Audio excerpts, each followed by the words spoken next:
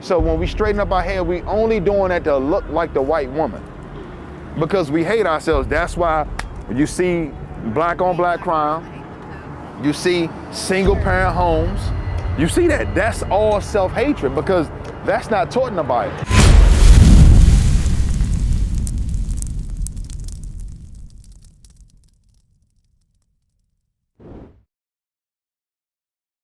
The keys to the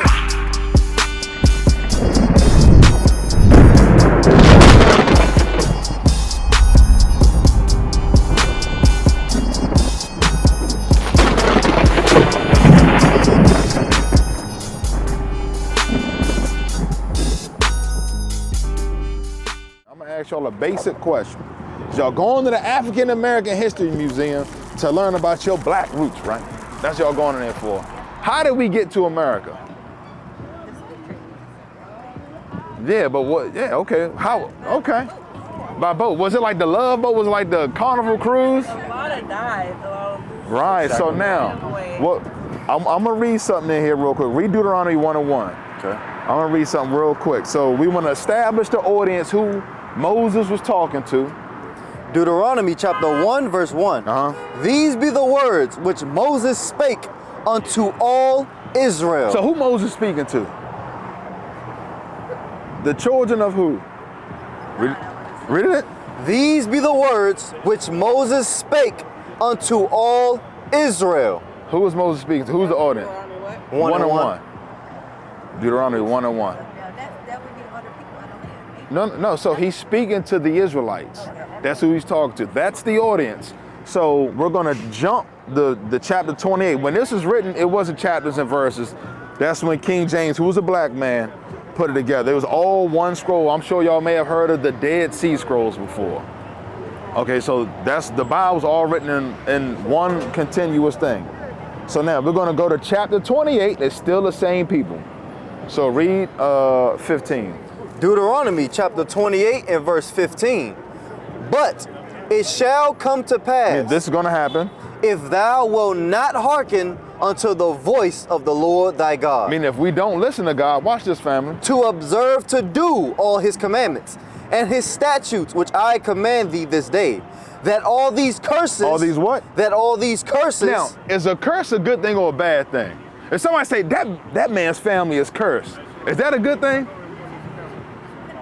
No, think about it, sis. Say it was a brother, handsome looking brother, find out his family was cursed. Would you want to marry into that?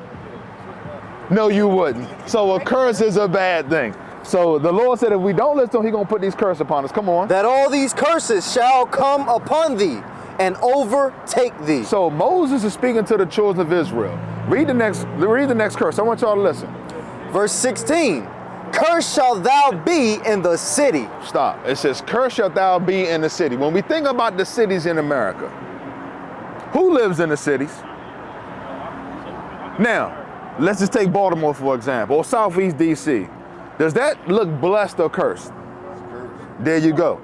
Read it again. Cursed shalt thou be in the city. Come on now, sis. Keep it 100.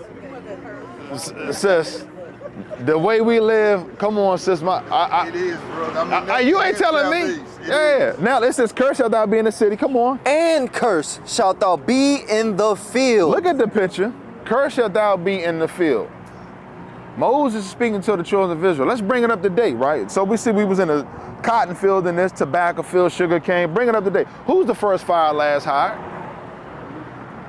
That's why they had to put affirmative action in place. That's a curse. Jump to verse 32. Verse 32. Listen to this. Thy son. Thy what? Thy son and thy daughters shall be given unto another people. Meaning what? That's 12 years of slavery. Remember what a sister cried herself to death in the movie? You would have a child. Your child will be taken and sold to Master Charlie in Virginia. That's what was going on.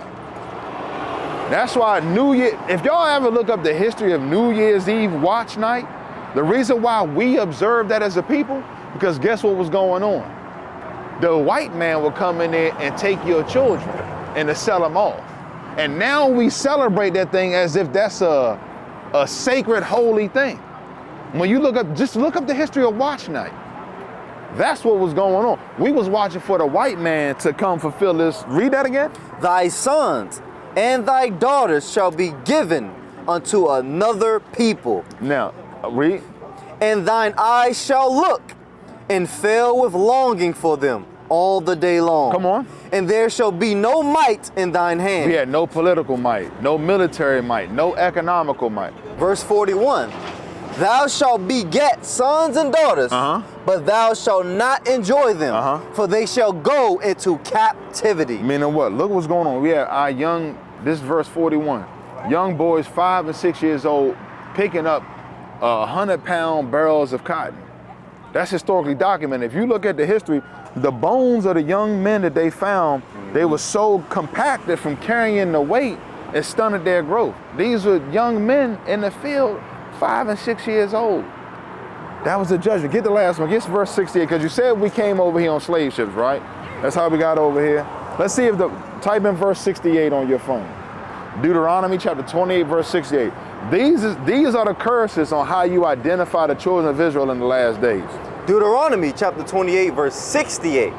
And the Lord shall bring thee into Egypt again with ships. Hold on, the Lord gonna do what? Bring thee into Egypt again with ships. So when you look at the back of your dollar bill, what symbols are on the back of the dollar bill?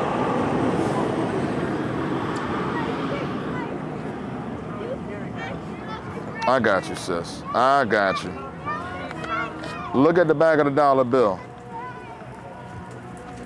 What symbol is that? This place is called spiritual Egypt in the Bible. Read it again. And the Lord shall bring thee into Egypt again with ships. Come on. By the way whereof I spake unto thee, thou shalt see it no more again. Listen to this, family. And there when you got off the slave ships, when we got off the slave ships, what happened to us? This is a symbol, historic. Y'all going to a black museum, they did what?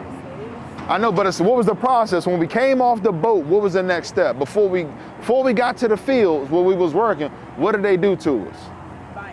Yeah, we were sold.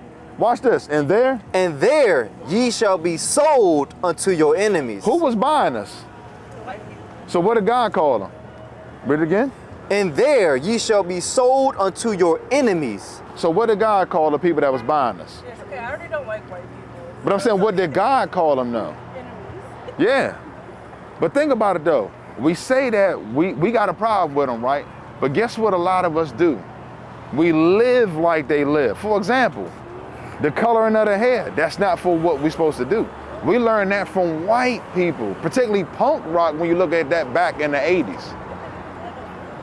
We say we don't like them, but we do our best to look like them. Sisters put Ambi on to lighten up their skin. Meanwhile, the white woman running the opposite direction, hitting the suntan, putting lip injections in. They just show you that we have been made, we just chocolate covered white people. Think about everything that we do. That's why we gotta come back to the Bible. Like that stuff, y'all have beautiful hair. Y'all shouldn't have that in y'all hair. Y'all are made after the image of God.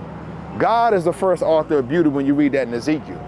God has woolly hair. I just don't know how to do my hair. Nah, that's fine, sis, but your hair, you got beautiful hair. You shouldn't have that in your hair.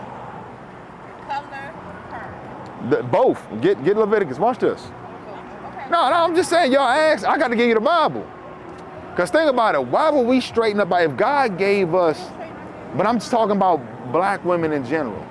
God gave us the hair that he has on the top of his head when you read that in Daniel. So when we straighten up our hair, we only doing that to look like the white woman.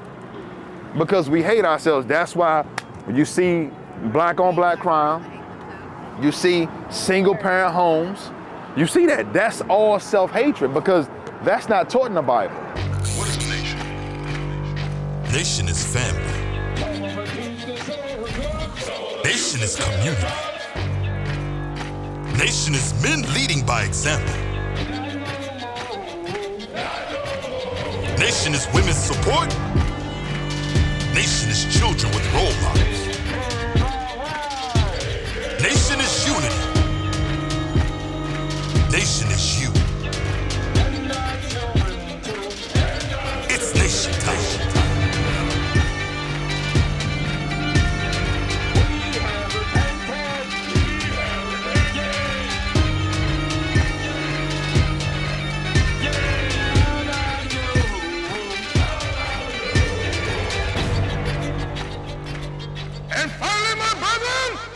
History.